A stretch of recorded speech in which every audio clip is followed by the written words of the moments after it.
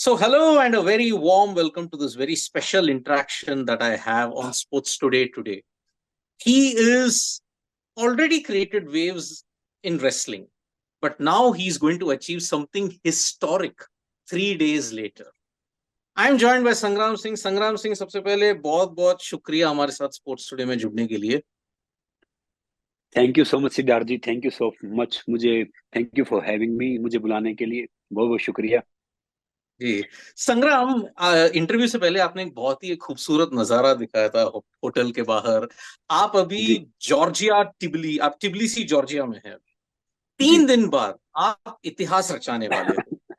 Wrestling में तो already इतिहास आपने रचाया ही था, लेकिन अब इस नए स्पोर्ट एमएमए में आप इतिहास रचाने वाले हो. और सबसे बड़ा मुकाबला तो इंडिया वर्सेस पाकिस्तान, वही आपका डेब्यू है.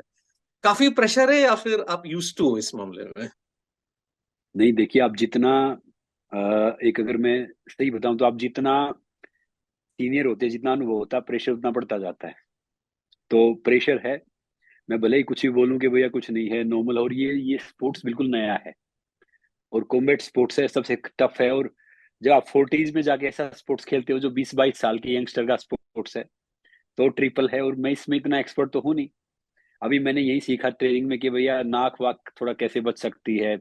या आप मुझे बता रहे हैं कि अगर यहाँ पे लग गया ना तो बेहोश हो जाता है, क्योंकि ये हल्का पार्ट होता है, इसको आपको ऐसे रखना है, वैसे रखना। तो मैं मतलब अभी तक माइंड में वही सारी चीजें घूम रही हैं, कैसे टेक। और इसमें क्या है कि रेसलिंग में तो जैसे आप नीचे आ गए, कुछ हो गया तो को रेफरी आपको खड़ा करेंगे, पॉइंट दे देंगे, छुड़ा देंगे। इसमें छुड़ाएंगे नहीं जब तक राउंड कंप्लीट नहीं होगा। या तो आप सबमिशन कर दो, या फिर आप कहीं गिरो, कहीं फूटो, कहीं टूटो, तो ये चलता रहेगा। तो इसलिए थोड़ा सा प्रेशर भी है और देखना भी है कि भैया अपने आप को बचाना भी है, फिर ये मैच भी खेलना है, फिर ये सारी चीजें। और एक खास बात पता है क्या है? यहाँ पे ढेर सारे अपने इंडिया से ढेर सारे यंगस्टर हैं जो डॉक्टर, जो मतलब कोई एमबीबीएस कर रहा है, कोई कुछ कर रहा है, लड़के जी लड़कियां जी. मुझे इतने मिलते हैं। जब मैं बाहर जाता हूँ प्रैक्टिस पे या मार्केट में, तो मैं देखता हूँ कि वो कह रहे हैं कि भैया हम 21 को मैच देखने आ रहे हैं। तो वो एक एक और चीज एडेड नॉर्मली हो फैक्टर. जाती है। जी. तो है। लेकिन संग्राम, आपने आपने भी कहा कि इस उम्र में आप एमएमए कर रहे हो, लेकिन आपने अचानक एमएमए ज्वाइन करने का फैसला क्यों किया?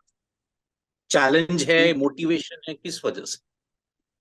देखिए, मेरी लाइफ में वैसे आज तक मेरा जो रिजेक्शन है वही मेरा मोटिवेशन है। मैं रूमेटिक अर्थराइटिस पेशेंट था, खड़ा नहीं हो सकता, तो रेसलर बना। मतलब उसकी मालिक की मेहर रही, अपनी कंट्री को रिप्रेजेंट करने का मौका मिला। फिर मैं बोल नहीं सकता था ढंग से, क्योंकि रूमेटिक अर्थराइटिस में क्या होता था कि मेरे एक टाइम ऐसा आ गया था कि मैं ढंग से बोल नहीं सकता था, क्योंकि ढंग से जी. सलाह कुछ ऐसे आता था। तो फिर मैं स्पीकर बना, मोटिवेशनल स्पीकर बना। मुझे मौका मिला कि मैं आमिर जवान से लेके मैं रेसलिंग फेडरेशन ऑफ इंडिया का पहला ब्रांड एम्बेसडर मोटिवेशनल स्पीकर था। अब आजकल आईआईटी आईएम हार्वर्ड जाता हूँ, वैसे जा नहीं सकता था, क्योंकि पढ़ाई उसको उतनी उच्च कोटि की मेरी है नहीं। जी. फिर मैं बहुत शाय था तो टीवी पे आया, ढेर सारी शो करने का मौका मिला।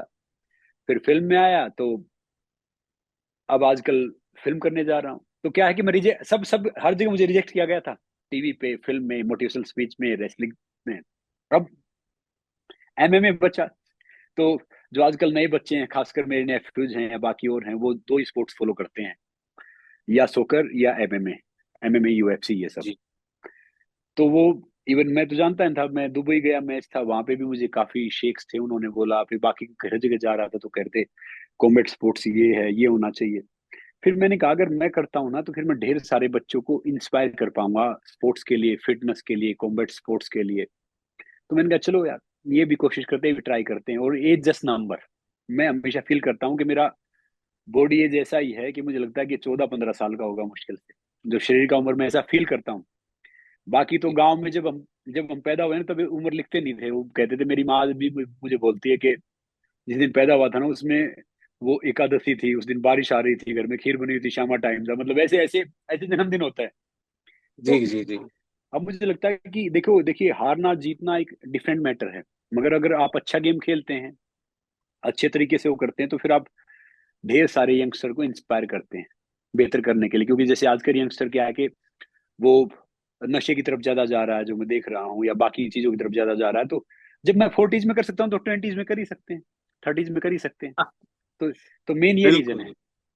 बिल्कुल। संग्राम, आपने अभी अपने संघर्ष के बारे में बताया था, रूमेटॉइड आर्थराइटिस, काफी रिजेक्शंस। उस वक्त एक स्ट्रॉन्ग मानसिकता के लिए आप कैसे अपने आप को ये मोटिवेट करते, क्योंकि ऐसे सब सिचुएशन में आम आदमी जो है एकदम टूट सकता है वो, लेकिन आपने इतना ये संघर्ष झेलने के बाद कैसे आप अपने आप को इतना स्ट्रांगली मोटिवेट रख पाते, क्या है वजह?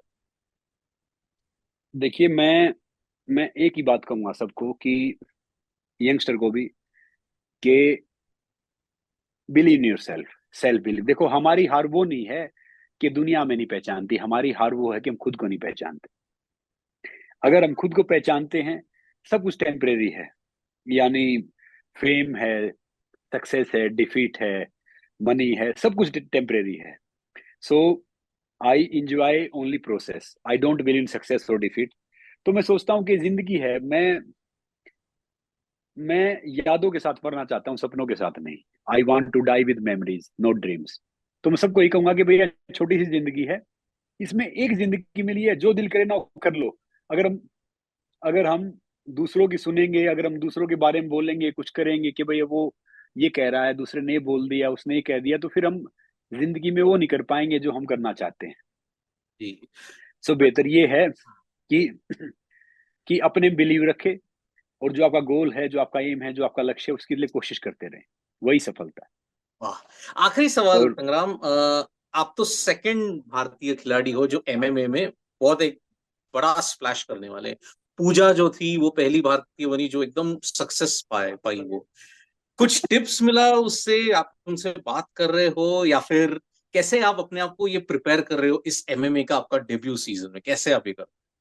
इवन इवन रेसलिंग की तरफ से रितु ने खेला था, मगर पूजा आई थी मेरे मेरे से मिलने। पूजा से मैंने पूछा, उसने बोला भैया, चाहे आप जीतो या हारो, पिटता तो है इंसान, चोट तो लगती है। तो फिर मैंने कहा क्या करना एग्जैक्ट। चाहिए? तो उसने कहा कि बस आप कोशिश करो कि आपका नाक मुंह कैसे बचे। इन दिनों में आप इतने ट्रेंड तो हो नहीं सकते हो। जो आपका पैतरा रेसलिंग वाला है, रेसलिंग वाले पैतरे में खेलते रहो। जो आपकी स्ट्रेटेजी है रेसलिंग को किस तरीके से करना, उस तरीके से करते रहो। फिर वो देखते रहो, तो फिर वो आप थोड़ा बेहतर कर सकते हो। तो मैंने उससे टिप्स ली है, बाकी मैं देख रहा हूँ अभी, थोड़ा सा ऑब्जर्व कर रहा हूँ। बाकी तो फिर क्या है कि अगर ज्यादा मैं सोचूंगा, ज्यादा देखूंगा ना, क्योंकि क्या होता है कि ज्यादा सोच है ना, जो ज्यादा बुद्धि लगाएंगे तो हमारी सोच को और हमारी शक्ति को थोड़ी सी कमजोर कर देती है। इसलिए जी। मेरा मानना ये है कि जो होना है वो होने दो, 3 दिन बाद देख लेंगे। और आई एम लुक फॉरवर्ड, मैं इसको कर रहा हूँ। बात जीतने की नहीं है, बात हारने की नहीं है। बात ये है कि एक तो इस एज में हम ये करने वाले शायद पहले ही होंगे। दूसरा, हम फर्स्ट मेल रेसलर हैं, तो मेरे हिसाब से चीज होनी चाहिए। ढेर सारे जो यंगस्टर हैं वो आएंगे, स्पोर्ट्स में आएंगे, बाकी स्पोर्ट्स में आएंगे, उसको अपनाएंगे, वो कोशिश करेंगे। तो मैं एक बात सोचता हूँ कि हमेशा, कि आप, your our life should be our message, और make sure it should be inspiring. कि हमारी जिंदगी एक मैसेज है, कोई कुछ कहे।